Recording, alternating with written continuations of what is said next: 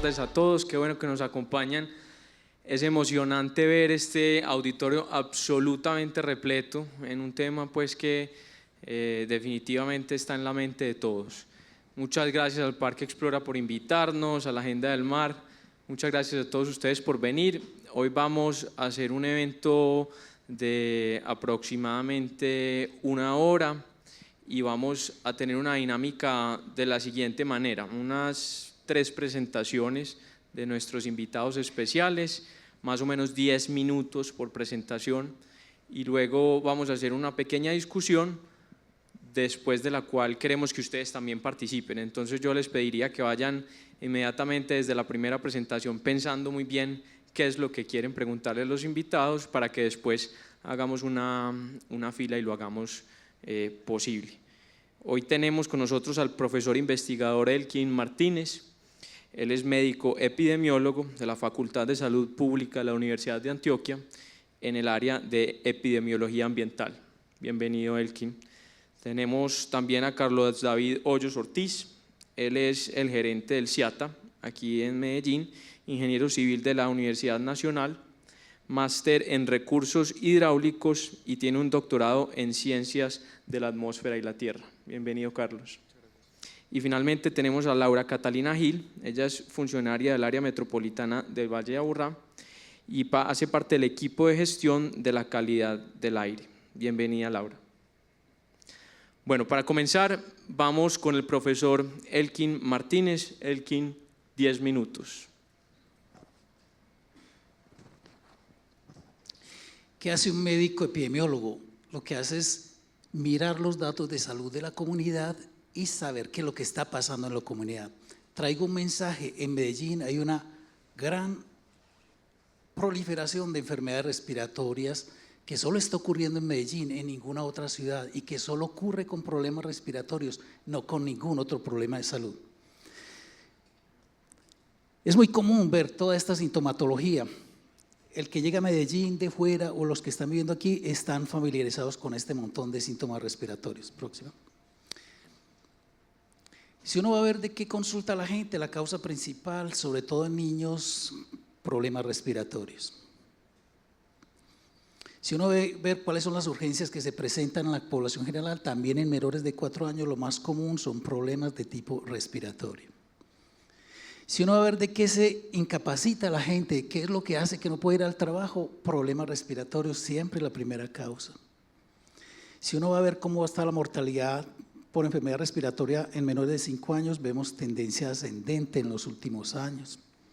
Si uno compara cómo es el asma de Medellín con todas las demás ciudades de Colombia, siempre Medellín más alto que en ninguna otra parte de Colombia. Si comparamos la enfermedad pulmonar obstructiva crónica en Colombia, siempre Medellín muy por encima de todas las otras ciudades. Entonces la pregunta es: ¿qué pasa en Medellín? ¿Será que tenemos una cosa que llamamos epidemia? Es decir, ¿qué es lo que está pasando en Medellín? Veamos. Una epidemia es una cosa relativamente sencilla de diagnosticar. Nosotros tenemos una enfermedad que se va presentando regularmente a unos niveles conocidos, pero de pronto hay un pico, se aumenta bruscamente, es un aumento inusitado de los casos en algún momento del tiempo próximo, pero tiene que ser un aumento por encima de los valores que usualmente se encuentran, es decir, es algo que se sale de lo normal, es algo extraordinario, es algo completamente insólito. Próximo. Yo les voy a decir qué ha pasado. Por ejemplo, estudié las enfermedades pulmonares obstructivas crónicas en los últimos 30 años, no hablo de 1, 5 ni 10, estaba hablando de 30 años en Medellín, y esto es lo que pasa. Si uno mira, estos son los niveles a los cuales se produce en el país la enfermedad. Alrededor de 16 muertes por cada 100.000, veamos, pero miremos lo que pasa en Medellín. Próximo. En los últimos 30 años estamos aquí, pero mire lo que ha pasado en los últimos 30 años. Un incremento asombroso. No pasa en ninguna otra ciudad del país, solo aquí y solo con enfermedades respiratorias crónicas mortales. Próximo. Si contamos los casos de personas que se van muriendo en Medellín cada año, ustedes ven cómo ha ido ascendiendo a través de los años. De manera que al punto de hoy tenemos que 1.000 personas mueren por enfermedad pulmonar obstructiva crónica en Medellín. Cada una de estas personas tiene nombre, apellido y cédula y un certificado de función que avala por un médico que da el certificado de que esta causa fue enfermedad pulmonar obstructiva crónica. Esto es lo que vimos en Medellín actualmente. Si miramos entonces, es un incremento dramático con respiración al nivel basal de todo el país, incluso de Bogotá, con más de 300% el incremento en estos años. Y miremos otra enfermedad muy típica de pulmón, muy clara, o sea, esta enfermedad detecta los problemas especialmente que tengan que ver con la respiración, se llama el cáncer de pulmón. Revisé todos los años, de aquí para atrás, 32 años, y observen lo que vi. Primero, que estos son los niveles a los que se produce en el país esta enfermedad, a una frecuencia de 4.7 por 100.000. Eso quiere decir, eso es lo normal, por decirlo, lo endémico, lo usual, lo ordinario, pero esto es lo que pasa en Medellín. Desde hace 32 años teníamos ya un nivel más alto que lo normal y mire cómo ha seguido evolucionando a través del tiempo. Es decir, eso está creciendo, está aumentando. Todos esos casos son documentados, como les digo, con nombre, apellido, cédula. Próximo. Si analizamos los casos, esto es lo que ha pasado con los casos de cáncer del pulmón en Medellín. No pasa con ningún otro cáncer, no pasa con el cáncer gástrico, ni de mama, ni de útero, ni de vías intestinales, ni de colon, nada. Eso solo pasa es con el cáncer del pulmón y solo en Medellín. Próximo. Si contamos los números, son 500 personas que cada año al momento están muriendo por causa del cáncer de pulmón. Así que tenemos una evolución muy dramática que hoy está por encima del 400 al 500% por encima de los niveles que usualmente hay en el país, inclusive por encima de Bogotá. Entonces, el punto crítico que les traigo para contarles es que hay un aumento inusitado y creciente de las enfermedades respiratorias mortales en Medellín, pulmonares obstructivas crónicas, asma, bronquitis crónica, enfisema y cáncer del pulmón. Esto tiene unas características que podemos decir con toda convicción son epidémicas, o sea, no son usuales, son extraordinarias, se salen de lo normal, se dispararon como un aumento inusitado y lo han hecho en los últimos 30 a 35 años. La pregunta es, bueno, ¿y qué? ¿Cómo es que no sabíamos de esto? ¿Cuál es el aspecto del abordaje médico de esto y de salud pública? Pues aquí empieza. Mi primera obligación como médico epidemiólogo es contarle al paciente. Mi paciente no es una persona, es mi ciudad, mi comunidad, es la ciudadanía de Medellín y lo que estoy haciendo ahora aquí es contarles lo que está pasando. Pero la pregunta siguiente es, y bueno, ¿y eso por qué? ¿Cuál es la causa? Yo solamente les llamo la atención sobre esto. En Londres en 1950 ocurrió una epidemia. Es decir, 500 personas se murieron rápidamente en el transcurso de 10 días y eso fue una alarma impresionante, histórica. Está registrado en los libros. Esta epidemia que se debía a una contaminación del agua que estaba precisamente en esta bomba que suministraba agua contaminada. Se hizo una gran alarma, eso pasó a la historia, se corrigió el asunto de esta bomba, se cerró, se revisó el problema de contaminación y se mitigó el problema, dijéramos, se resolvió totalmente la epidemia, pero eran 500 personas que murieron en 10 días y solo fue la gran alarma mundial. Próximo. Sin embargo, yo les estoy diciendo que aquí en nuestra ciudad, 1.500 personas, no 500 como fue allá, sino 1.500 cada año mueren por causa del orden respiratorio. Y si eso lo multiplicamos por todos los años que hemos registrado este proceso creciente, entonces uno podría perfectamente hablar de que nosotros hemos perdido cerca de 50.000 vidas por causa de este problema, que estamos aquí poniendo en tela de discusión para decir, bueno, ¿cómo lo vamos a resolver? ¿Cuál es la causa? ¿Y qué hacer al respecto? Porque estamos hablando de 50.000, que es 100 veces más que los 500 que causaron la gran alarma que se hizo en Londres. El primer sospechoso es este bendito cigarrillo, el fumar, que no es tan glamoroso como la pintan las propagandas, sino que produce graves consecuencias en las personas. Entonces el primer sospechoso es este cigarrillo que podría estar afectando los pulmones, al fin y al cabo hace tanto daño. Otro sospechoso son los fogones de leña, Pero con respecto a los fogones de leña y en Medellín en particular, donde tenemos un urbanismo del 96%, donde prácticamente toda la población urbana está en el centro del valle, prácticamente dijéramos que esto hace mucho rato que ya no se ve en las cocinas de los apartamentos y casas de los medellinenses. Entonces dijéramos, esta opción es una opción de pocas probabilidades. Nos queda la opción del cigarrillo con más posibilidades, digamos, ¿será que la gente está fumando más? Es el tabaquismo el que está produciendo este problema, pero veamos lo que está pasando con el tabaquismo. Hace 40 o 45 años los niveles de tabaquismo eran del orden de 40 a 50%, o sea, 40 a 50 de cada 100 personas fumaba, pero eso ha ido cambiando con el tiempo, ha ido disminuyendo en forma constante a punto de que hoy solo tenemos prevalencias o proporciones de personas que fuman entre el 12 y el 15%, o sea, por fortuna la gente ha entendido eso y ha dejado de fumar progresivamente cada vez más. Pero la pregunta es obvia, entonces si no es el fogón de leña ni es el tabaquismo, entonces ¿qué hay en el aire que nos está haciendo daño a los pulmones? ¿Qué será? La sospecha está sobre el aire, sobre la contaminación del aire, sobre el material particulado, sobre los subproductos de las combustiones que existen. Entonces está bien que usted no use fogón de leña en su casa y también está bien de que usted no quiera fumar, no quiera envenenar sus pulmones, pero tenemos un problema próximo, es que nuestra ciudad fuma. Yo no fumo, yo no uso con fogón de leña, yo no respiro humo en mi casa porque lo evito en mis opciones voluntarias, pero me toca vivir en una ciudad que sí fuma, una ciudad donde las fábricas fumas, donde los exhaustos de los carros, donde las motos, donde los camiones, las fábricas, los buses, las busetas están constantemente vertiendo tóxicos venenosos de material particulado procedente de la combustión a la atmósfera.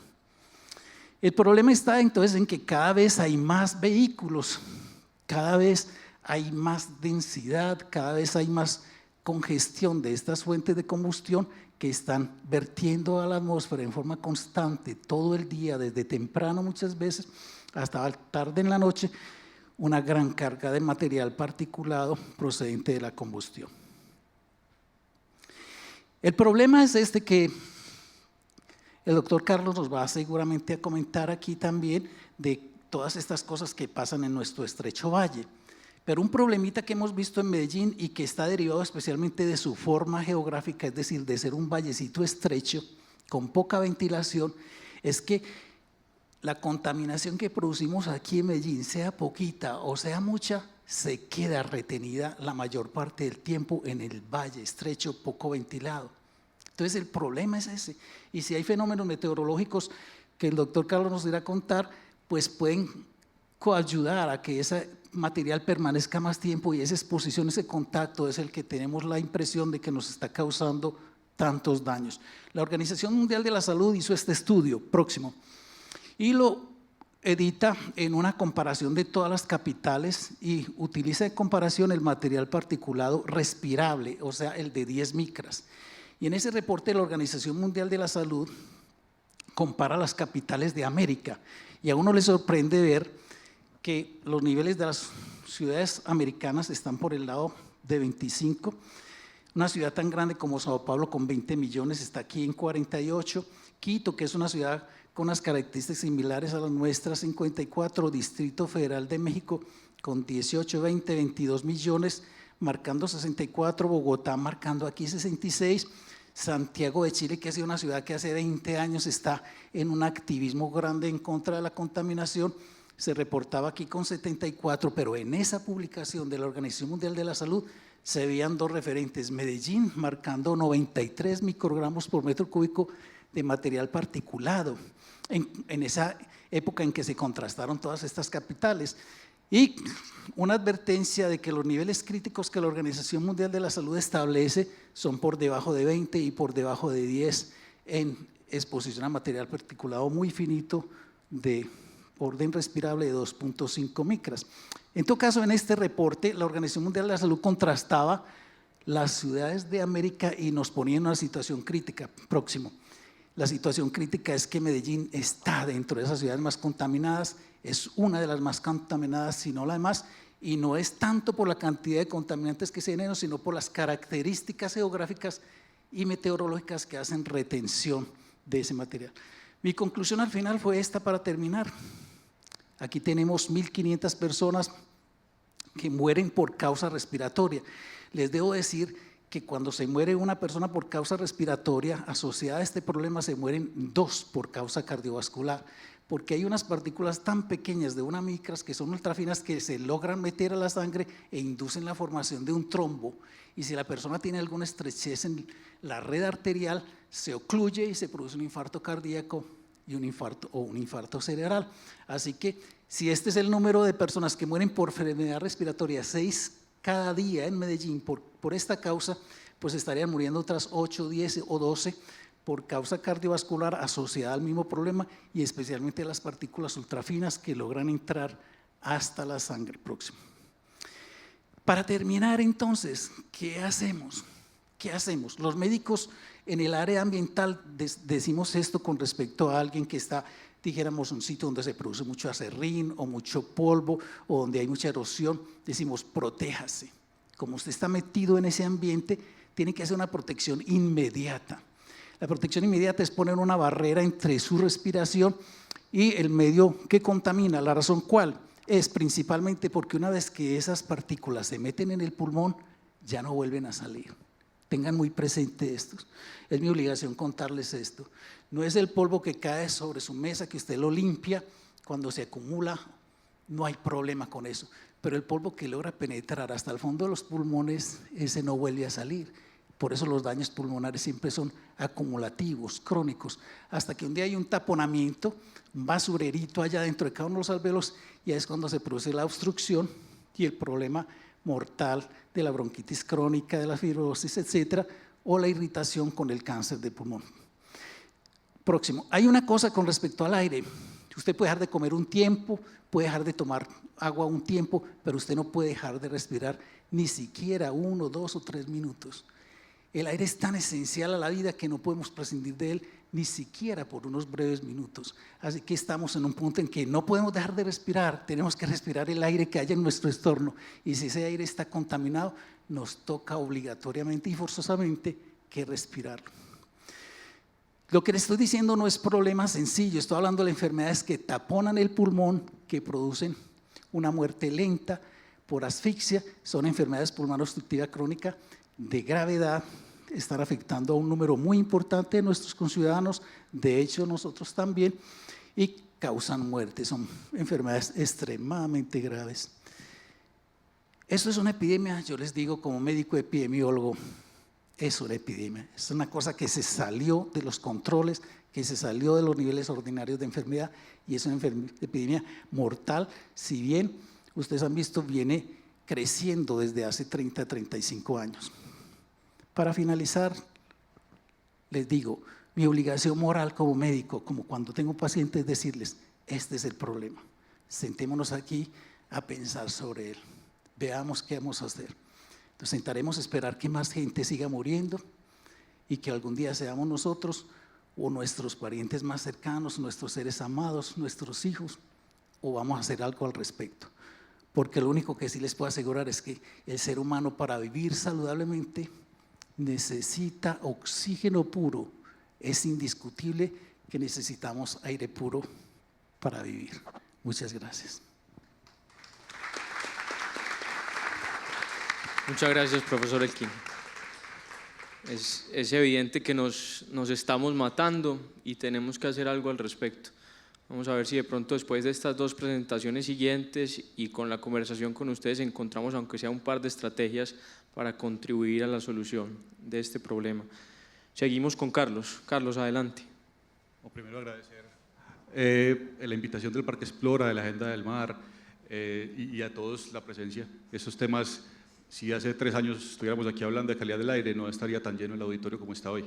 Entonces es muy agradable la presencia de todos. Yo les voy a contar un tema un poco distinto.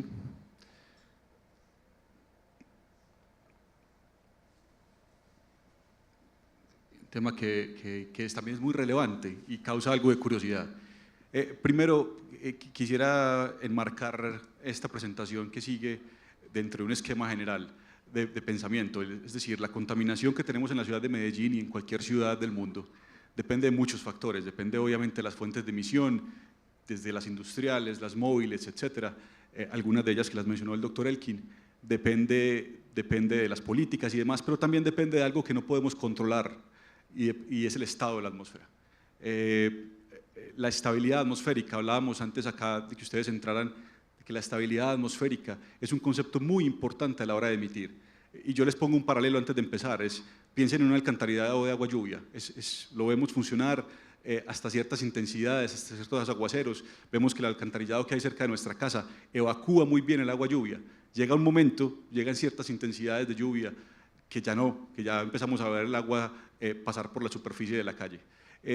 La atmósfera, de alguna manera, también nos recibe, como el alcantarillado de agua lluvia, también nos recibe la polución que nosotros ponemos en ella.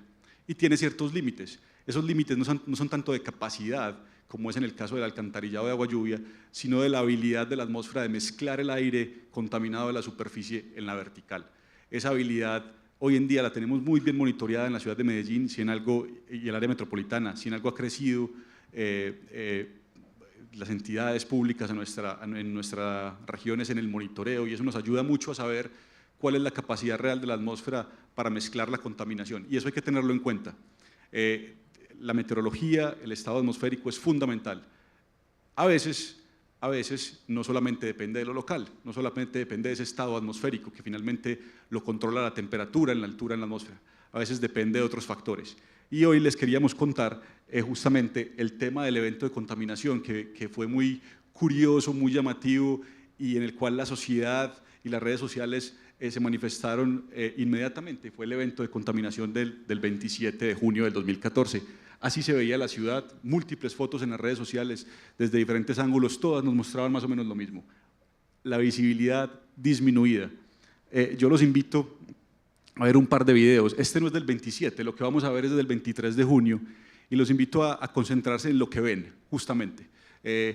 La ciudad, las montañas, todos esos delimitantes geográficos que vamos a ver.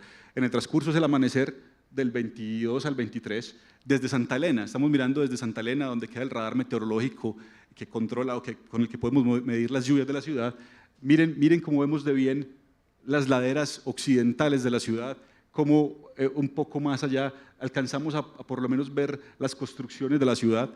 Tal vez el proyector no nos ayuda demasiado, pero lo alcanzamos a ver, además de la nubosidad.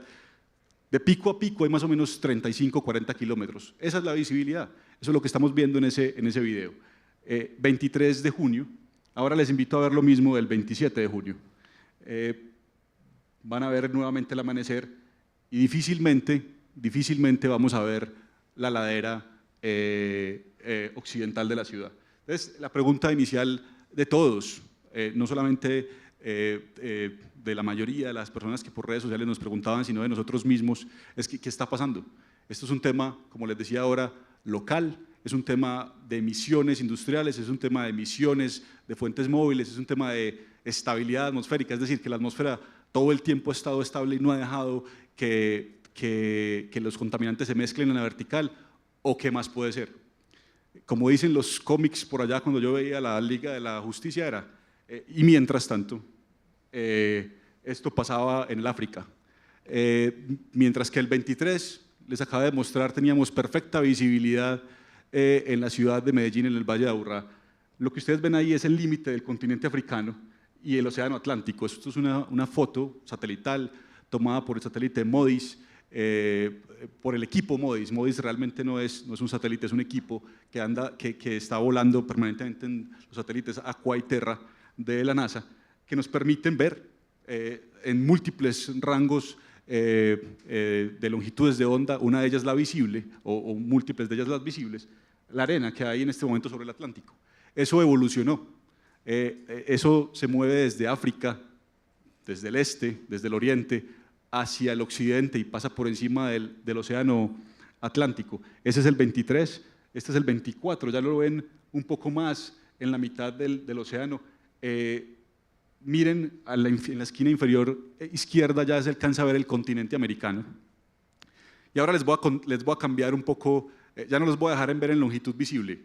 Hay otras longitudes de ondas que nos permiten medir realmente cuánto aerosol había ahí, cuál es su condición óptica, cómo alteran ópticamente el ambiente. Y entonces les voy a cambiar por esta escala de colores diferente. Cuando vea en rojo es que hay mucha arena del Sahara. Esto es el 22, miren que hay una zonita que está demarcada con un círculo y vamos a hacer ese viaje desde África con este material particulado, desde África hasta nuestro territorio. Miren cómo estaba el 23, 24, 25, 26 y finalmente el 27, que fue ese viernes que toda la zona andina realmente y múltiples ciudades, tanto del territorio antioqueño como de otros territorios, reportaron este evento, y todos como sin saber por qué. ¿Qué está pasando? Entonces, hubo múltiples grupos de estudio que se formaron, existe en la ciudad y en otras ciudades y regiones también paralelos a este grupo de Red Aire, que es un grupo muy activo en el tema un grupo de universidades muy activo en el tema de calidad de aire en la ciudad, desde muchos frentes, compuesto por muchas universidades. Se me olvidarán algunas, pero está la Bolivariana, la Nacional, el Politécnico, la de Antioquia, la Medellín, etcétera. Múltiples universidades, y nos pusimos, y el sistema de alerta temprana, sin hacer parte de Red Aire también, nos pusimos a mirar los aspectos meteorológicos y encontramos este tipo de cosas. El evento, es con total certeza, el evento del 27 de junio y otros que hubo alrededor de esas épocas, de esas semanas, ese evento de contaminación que tuvo un pico alto en una variable que llamamos material particulado. Ahorita les muestro mediciones que hace el área metropolitana por intermedio de la Universidad Nacional. Nos reportaban entonces que este material particulado que estaba ese día en la ciudad no provenía de contaminación local, provenía justamente, y había hecho un viaje desde el continente africano, que en principio nos parece muy raro a algunos. ¿Cómo es posible? La gente, que cada vez es muy bueno que la gente participe en las redes sociales y los comentarios en los periódicos, esto tiene que ser mentiras, nos están engañando en la ciudad porque esto no puede ser real. ¿Cómo algo del desierto va a viajar tantos kilómetros hasta nuestro continente? Yo ahorita les muestro un par de ejemplos que esto no es así, además de haberles mostrado la evidencia satelital que es tan importante. Finalmente son la arena. Esta es una medición en Barbados de varios eventos de contaminación. Los tamaños varían mucho. Yo no me voy a enfocar mucho en los números exactos acá porque no pienso que sea muy interesante, pero la arenita del desierto fácilmente se puede levantar. Yo tengo un par de videos que les van a gustar. Se puede levantar, y cuando es tanta arena se levanta y hay múltiples choques entre ellas, cada vez se va haciendo más pequeño. Los golpes entre los granitos de arena va haciendo más pequeño y puede levantarse y transportarse. Los granos de arena, después de tantos golpes entre ellos, terminan siendo más pequeños que las gotas que viajan y se sostienen también en la atmósfera, y que con seguridad el granizo, que vemos que también viaja en la atmósfera. Esto finalmente hace el mismo recorrido que hacen los grandes huracanes, como les voy a mostrar ahorita. Hubo otras evidencias en la ciudad de este evento. Nosotros en la ciudad, el grupo GLEO, que es dirigido por el profesor Álvaro Bastías en el Nacional, tienen un equipo que con luz es capaz de medir qué material hay en la atmósfera reflejando. Entonces uno tiene estos pedacitos de arena y, parecido a un espejo, reflejan la luz que les llega. Lo que pasa es que, como son irregulares, no son lisos como un espejo, la reflejan en múltiples direcciones. Eso se llama retrodispersión. Entonces con ese equipo que tienen en la Nacional, pueden emitir luz, iluminar los aerosoles y medir cuánto es la retrodispersión. En un día normal, aclarando con algo de contaminación, pero en un día típico, más bien no normal sino típico, así luce la contaminación. En la vertical, lo que ven en el eje de la izquierda es la profundidad en la atmósfera. Donde vean mucho rojo es que hay mucha contaminación, y lo importante de esta imagen es la comparación con esta que sigue. Esta es del 27 de junio. La retrodispersión, que ya sabemos que aumentó en gran cantidad. Entonces, esa retrodispersión ya nos indicaba que algo totalmente anormal, salido de lo común, atípico, estaba ocurriendo ese día en la ciudad.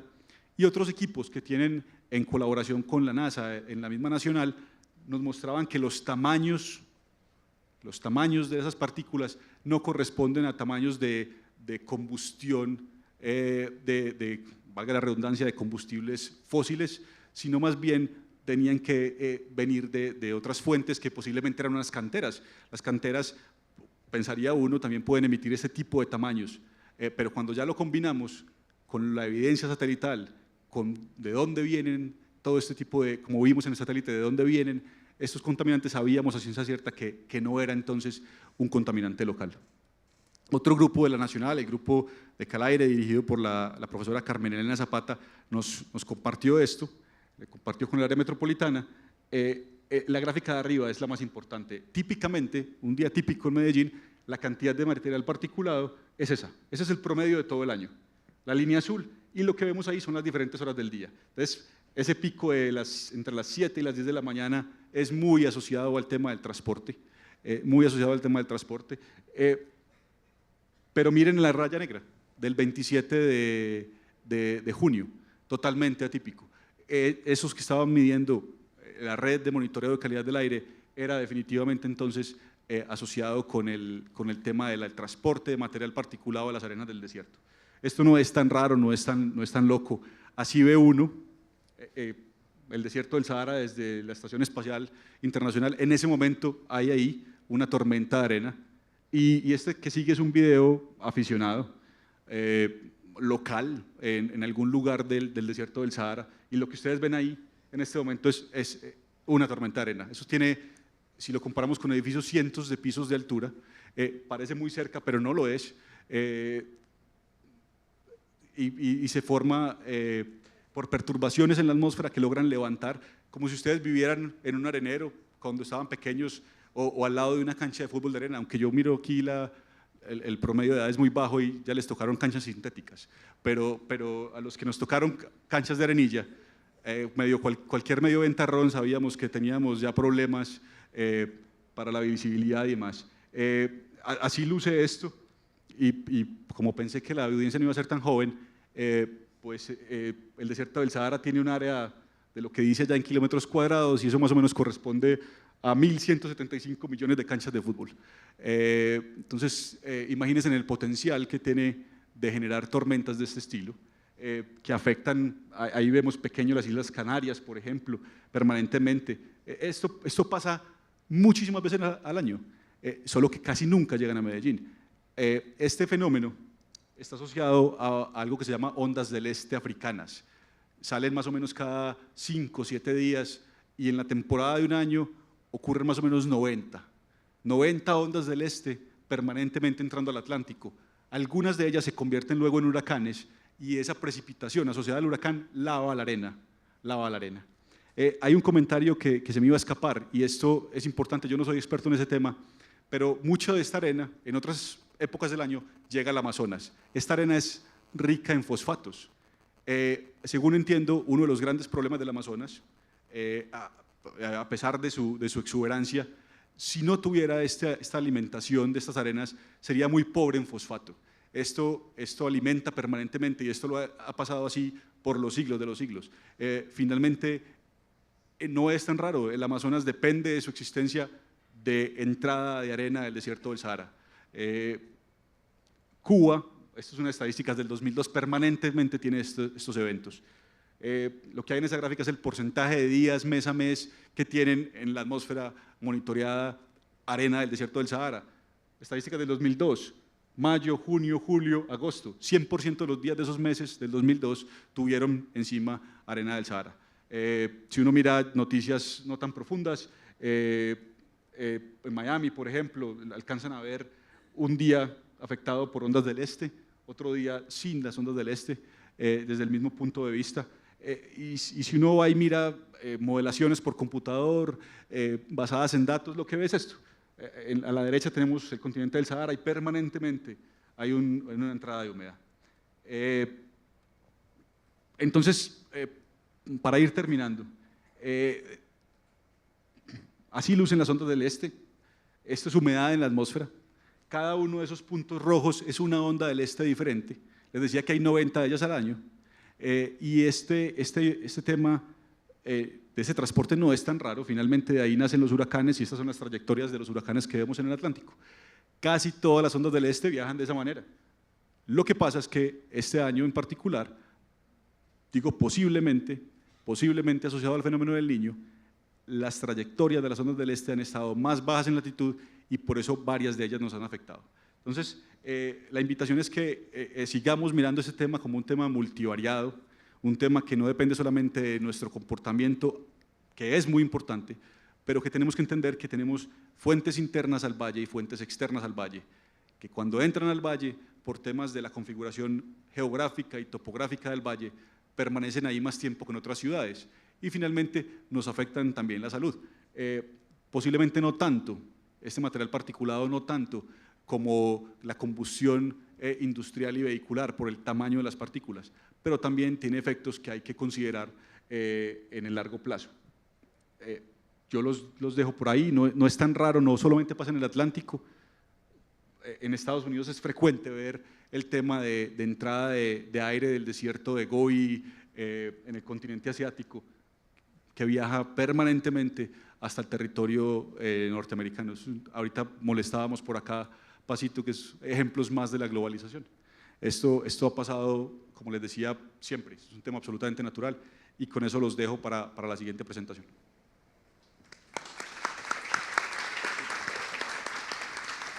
Gracias, Carlos. Muy interesante porque yo creo que todos hemos venido hablando del tema de las arenas del Sahara en los últimos días. Yo creo que ahí ya empezaste a responder muchas de las preguntas que la gente traía preparada. Vamos entonces a la última presentación. Laura nos va a dar algunas ideas de lo que el área metropolitana viene haciendo al respecto y después de allí empezamos a conversar. ¿Cuántos de ustedes aquí son ciclistas? Ustedes, yo no sé, profesor Elkin, si de pronto los ciclistas estén conscientes, pero nosotros sí nos chupamos pues todo, absolutamente todo, ¿ah? Hacer deporte es quizá la mejor medicina que alguien puede hacer. Toda actividad física es la mejor medicina que existe. Siempre estoy diciendo, no hay medicina más perfecta que mantener activo el organismo, pero cuando se está activo en un ambiente donde el aire está enrarecido, habrá que hacer una reflexión profunda sobre eso, porque pudiera ser contraproducente. Habrá que pensar entonces dónde hacer ejercicio, cómo hacerlo y combinar todas estas medidas de protección para que el que quiere hacer algo bueno como hacer ejercicio por su salud no termine haciendo algo contraproducente. Ahorita conversamos un poquito más de eso porque yo creo que muchos de nosotros acá no pensamos, no reflexionamos suficiente sobre lo que estamos haciendo con nuestros pulmones, aun cuando estamos haciendo algo muy positivo para la ciudad al movilizarnos en bicicleta. Bueno, Laura, adelante.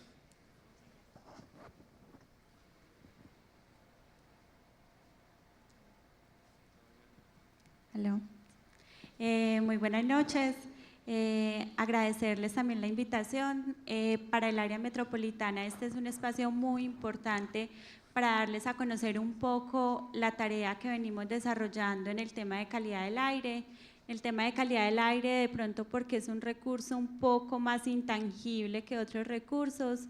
Pensamos que hay un poco más de desconocimiento en la ciudad pues con respecto a este tema, por eso nos parece muy importante que les voy a contar ahora, trabajar mucho en el tema del fortalecimiento con las universidades, pues veo que aquí hay muchos universitarios, entonces es importante que empecemos a integrar este tipo de temas en los diferentes estudios, porque de verdad que siempre somos como las mismas personas que estamos trabajando el tema y falta fortalecer la capacidad por parte de las universidades en estos temas. Bueno, para las personas que de pronto no conocen del área metropolitana, el área metropolitana es autoridad ambiental en los 9 municipios del Valle de Aburrá. Además de ser autoridad ambiental, también somos ente planificador del territorio, es decir, desarrollamos obras grandes de infraestructura, proyectos viales y también somos autoridad en movilidad en transporte público masivo. Bueno, de pronto para contextualizar un poco con respecto al tema de contaminación del aire, importante decirles que cuando hablamos de contaminación del aire, hablamos de múltiples factores, o sea, no es un solo contaminante, o no podemos decir la contaminación del aire del Valle de Aburrá es mala, o la contaminación o la calidad del aire de Medellín es mala, porque nos debemos de referir específicamente de cuál contaminante o cuál gas contaminante estamos hablando.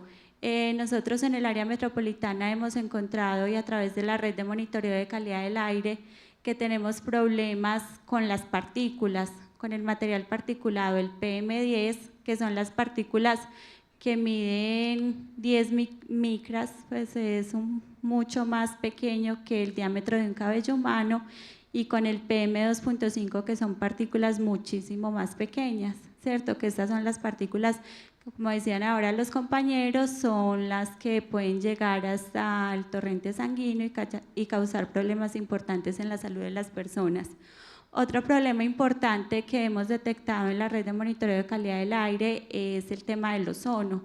El ozono también es un gas contaminante, es un gas tóxico, no es el ozono pues que encontramos en la parte superior de la atmósfera, sino el que encontramos, el que se forma en la parte más inferior, que se forma generalmente por los gases de combustión de los vehículos y al reaccionar con la luz solar, por ejemplo. Entonces nosotros, cuando miramos nuestra red de monitoreo de calidad del aire, casi siempre encontramos grandes excedencias de ozono, sobre todo en horarios donde hay mayor luz solar. Bueno, contarles también que el tema de monitoreo de calidad del aire y todo el programa de gestión de la calidad del aire en el Valle de Aburrá se viene desarrollando más o menos desde el año 1998. Han sucedido como hitos bastante importantes que han sido fundamentales en el trabajo que venimos desarrollando. Desde el 2008 se formó Redaire.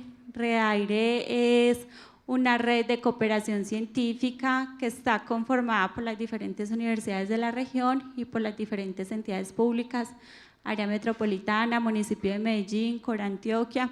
Y a través de Redaire nosotros soportamos todos nuestros estudios, o sea, son ellos quienes nos dan a nosotros todas las herramientas técnicas y que nos permiten a través de esas herramientas técnicas desarrollar una línea de gestión.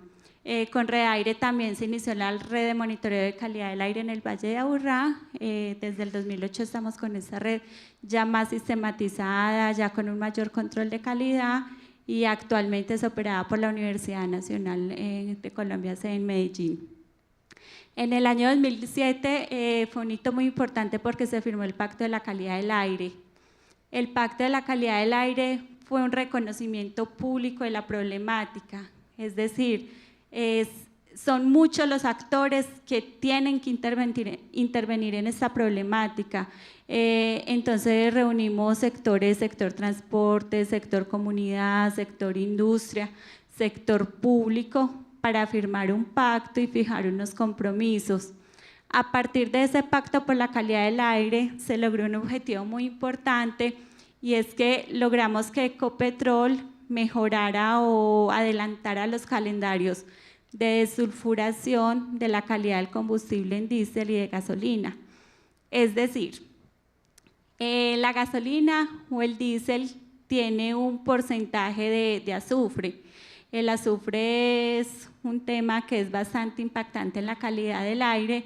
Entonces, hay unas metas de reducción que Ecopetrol ya las cumplió el año 2012, sin embargo, para el Valle de Aburrá no las adelantó para el año 2010 y 2011. O sea que nosotros desde esos años tenemos una mejor calidad de combustible. Esto, además de tener un impacto directo en la calidad del aire, permite que podamos tener mejores tecnologías vehiculares. Cuando hablamos de Euro 1, Euro 2, Euro 3, digamos que muchos de nuestros vehículos, así sean último modelo, pueden ser Euro 2, pero Euro 2 no es la mejor tecnología ambiental, ¿cierto? A nivel mundial se trabaja Euro 4 y Euro 5. Tener una mejor calidad de combustible permite eso, que tengamos una tecnología ambiental mejor como la Euro 4 y la Euro 5. Bueno, en el 2011 también se declaró todo el Valle de Aburrá como área fuente de contaminación. Por lo que hablaban ahora los compañeros, las mismas condiciones topográficas de nuestro valle hacen que en todo el Valle de Aburrá los contaminantes se suspendan por más tiempo en el aire. Entonces dijimos, debemos desarrollar acciones macro para todo el valle, para mejorar la calidad del aire y no centrarnos en algunos sectores. Entonces declaramos todo el valle como área fuente de contaminación y adoptamos el plan de descontaminación del aire. Ese plan de descontaminación del aire es completamente articulado al plan de movilidad metropolitano que también se viene desarrollando ya a nivel pues, de ciudad. Bueno, les contaba ahora entonces que un avance pues, importante que se ha desarrollado es el monitoreo de la calidad del aire. Actualmente contamos con 22 estaciones de monitoreo de calidad del aire fijas y una estación móvil. Esta red de monitoreo de calidad del aire es una de las mejores redes que tenemos a nivel país, que medimos mayores parámetros. La mayoría de ciudades de Colombia no miden parámetros como el PM2.5, nosotros ya hemos avanzado a medir PM2.5, incluso el PM1, que son partículas mucho más pequeñas, más finas.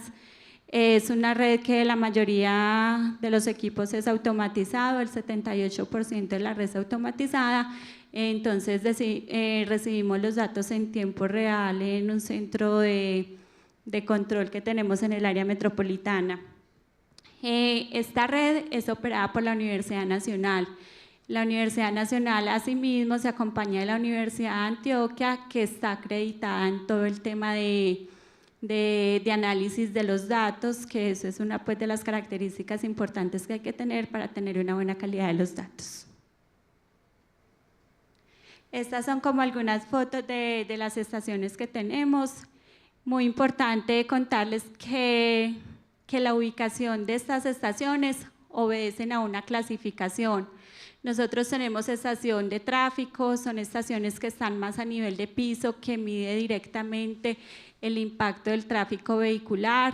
Tenemos otras estaciones que llamamos estaciones de fondo, que se encuentran en sitios donde no tiene un impacto tan directo de la actividad urbana o de la actividad vehicular, para medir cómo está el fondo, pues cómo están las concentraciones. Tenemos estaciones de tendencia mesoescala que se encuentran a unas alturas mayores, que es para medir cómo es la mezcla de esos contaminantes a esas alturas.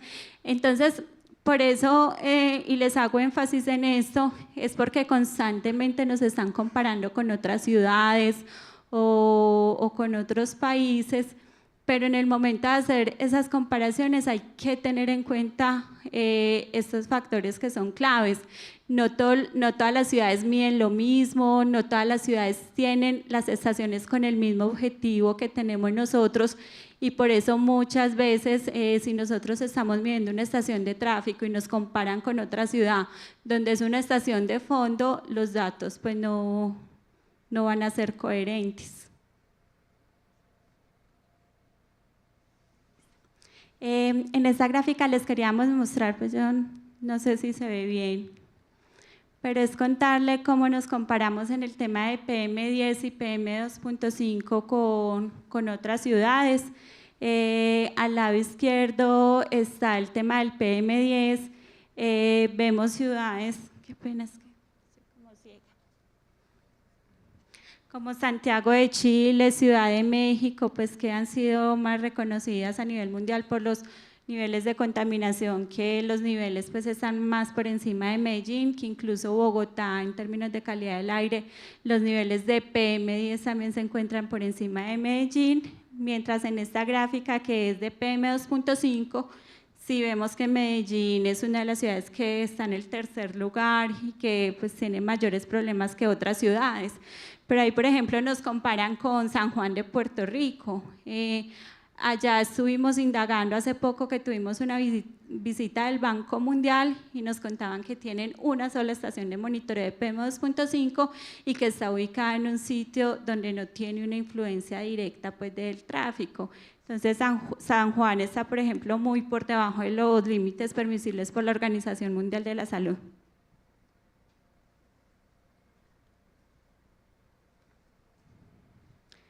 Bueno, en esta gráfica les queremos mostrar a nivel Colombia cómo estamos. Esto es una gráfica que saca el IDEAM, donde compara todas las estaciones de monitoreo de calidad del aire pues, del país, y vemos Medellín, que es la primera, que en el 2008 teníamos problemas importantes de calidad del aire en cuanto al tema de PM10, que seguimos teniendo problemas, tenemos problemas, episodios constantes de PM10 y PM2.5, que es un problema grande, importante para la salud, pero que a pesar de que la ciudad ha venido en tanto desarrollo, tanto crecimiento a nivel de fuentes móviles, que es una de las principales aportantes al tema, hemos encontrado tendencias a disminuir en comparación con otras ciudades.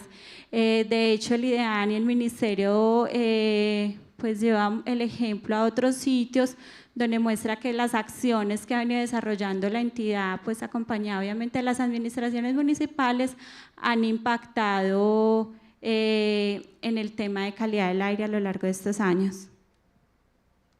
En estas gráficas les queremos mostrar, si quieres pasar, yo le muestro la última. Puedes dejar la anterior. Nosotros la calidad del aire también la mostramos a través del índice de calidad del aire, ¿cierto? Que es una manera de pronto más amigable que las personas entiendan cómo está la calidad del aire, si la calidad del aire es buena, si la calidad del aire es moderada, si la calidad del aire es mala o es moderada para grupos sensibles. Entonces, estas son las gráficas que constantemente estamos publicando en la página web, pues además de otra información que les invito pues más adelante para que la consulten, donde nos está mostrando en las diferentes estaciones que tenemos en el Valle de Aburrá cómo ha estado la calidad del aire, si buena, moderada. Acá, por ejemplo, el amarillo indica que es calidad del aire moderada, el verde dice que es calidad del aire buena, y el rojito que vemos por allá en la gráfica, o naranja, que es una calidad del aire que no es buena para grupos sensibles. Esta estación en particular la mostramos porque es la estación de la Facultad de Minas que encontramos en el sector Robledo, y hemos notado unos cambios muy importantes desde que se desarrolló el intercambio vial en esta zona, o sea, desde que se mejoró la movilidad en esta zona, se lograron importantes cambios en el tema del PM10. En esta gráfica les queremos mostrar que la evaluación que se ha realizado del 2012 a mayo del 2014, hemos encontrado que durante este periodo del año 2014 hemos tenido muchos episodios importantes de PM2.5 en material particulado menor a 2.5.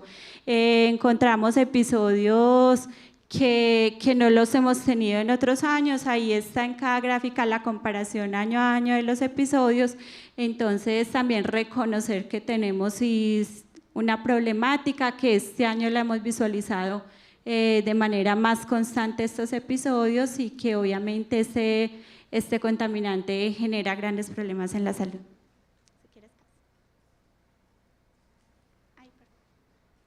Bueno, y ya contarles un poco más de qué es lo que estamos desarrollando en el área metropolitana para mejorar esa calidad del aire. Les contaba que contamos con un plan de descontaminación del aire, que ese plan tiene unas metas de cumplir con unos niveles de descontaminación que nos da la norma y que nos da la Organización Mundial de la Salud. Entonces, ¿qué hemos venido desarrollando?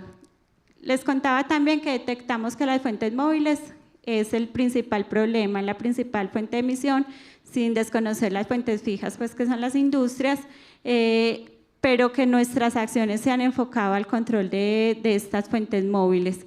Entonces, el área metropolitana tiene un programa de control de fuentes móviles, hacemos monitoreos en vía a los vehículos que circulan por el Valle de Aburrá, y adicional a ello hacemos un monitoreo constante a los centros de diagnóstico automotor. En estos centros contamos, por ejemplo, con un sistema de cámaras de un monitoreo remoto, y constantemente desde la entidad estamos monitoreando cómo se están desarrollando estas pruebas a los vehículos. También contamos con programas de producción más limpia. Hemos trabajado fuertemente con el tema de transporte de carga, de transporte público. Se han desarrollado actividades o fortalecimiento a los conductores en el tema de buenas prácticas de conducción y también hemos trabajado muy de la mano con la Subdirección de Movilidad todo el tema del sistema integrado de transporte. Todo el tema del sistema integrado de transporte hace parte de este plan. Entonces, hablar de Metro, Metro Plus, el tranvía de Ayacucho, el tranvía de la 80, que está también en diseños y que también es un proyecto pronto a ejecutar, hacen parte de este plan de descontaminación. Lo mismo que el sistema de bicicletas públicas y el programa de la motivación al uso de la bicicleta que constantemente estamos haciendo para usar la bicicleta no como un medio de recreación, sino como un medio de transporte. Muchas gracias.